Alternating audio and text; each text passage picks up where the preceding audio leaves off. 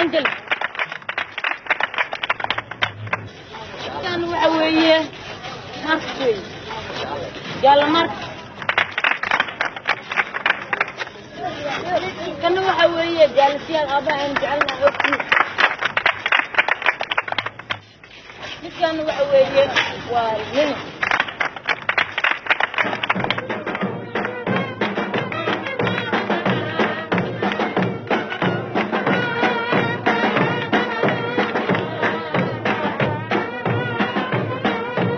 I don't think he was socialist.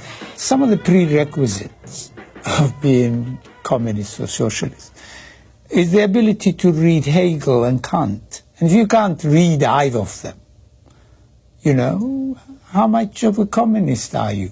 You know, Marxism, communism, all these isms require a learning, a higher learning than the one that Siad Barre had.